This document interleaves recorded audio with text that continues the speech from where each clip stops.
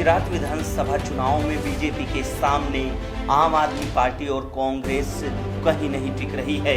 कांग्रेस ने तो पहले ही बीजेपी को वॉकओवर दे दिया, जबकि आम आदमी पार्टी हिंदुत्व के जाल में फंसकर अपनी रही सही कसर पूरी करा ली। हालांकि इसके बाद भी बीजेपी गुजरात चुनाव को हल्के में नहीं ले रही है। बीजेपी ने एक बार फिर मैदान में अपने सबसे मुख्य हथियार प्रधानमंत्री मोदी को उतार दिया। बात करें गुजरात की तो इसे बीजेपी की हिंदुत्व की राजनीति की प्रयोगशाला कहा जाता रहा है और पीएम मोदी इसके सबसे बड़े पोस्टर बॉय रहे हैं। बीजेपी बीते 27 सालों से सत्ता में है, जिसमें लगातार 3 बार मुख्यमंत्री नरेंद्र मोदी ही रहे हैं। गुजरात के चुनाव में हिंदुत्व के साथ साथ पटेल समीकरण भी हमेशा से ही मुख्य भूमिका निभाते रहे हैं, लेकिन इस बार बीजेपी ने अपनी रणनीति में भारी बदलाव किया। बीजेपी ने इस बार अपना पूरा फोकस प्रधानमंत्री मोदी के कामकाज पर किया गया और ये संदेश देने की कोशिश की जा रही है कि कोरोना के बावजूद भी राज्य में विकास कामों को रुकने नहीं दिया गया। बीजेपी की चुनावी रणनीति में इस बार मुख्यमंत्री का कोई खास जिक्र नहीं है और साथ ही हिंदुत्व का तड़का भी गायब है।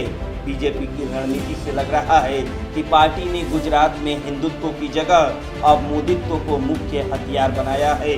बीजेपी के तर्कस में मोदीत्व ही नया तीर है, जिसमें नरेंद्र मोदी के प्रधानमंत्री बनने के बाद हुए कामों का जिक्र है। इस नई रणनीति में मुख्यमंत्री और पूर्व मुख्यमंत्री सबकी भूमिका सीमित है।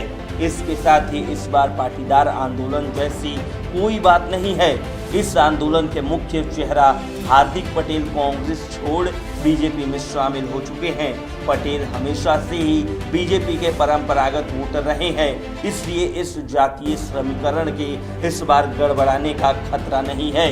गुजरात गौरव यात्रा में गुजराती अस्मिता के साथ साथ पीएम मोदी के governance, Narmada canal, status of unity और अनुच्छेद 370 को खत्म करने का ज्यादा जिक्र किया जा रहा है। वहीं पीएम मोदी के अलावा केंद्रीय गृह मंत्री अमित शाह विधानसभा चुनाव के लिए भी फुल फॉर्म में नजर आ रहे हैं।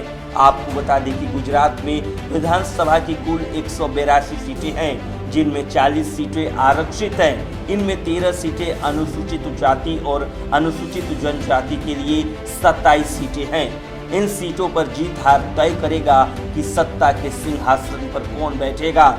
साल 2017 के विधानसभा चुनाव की बात करें तब बीजेपी को 182 में से 99 सीटों पर ही जीत हासिल हुई थी।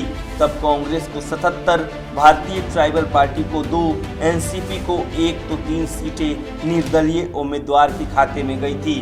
बीते विधानसभा चुनाव में उसके सामने कांग्रेस के अलावा कोई नहीं था, लेकिन इस बार आम आदमी पार्टी भी वहां अपनी धमक जमाने के लिए मैदान में है।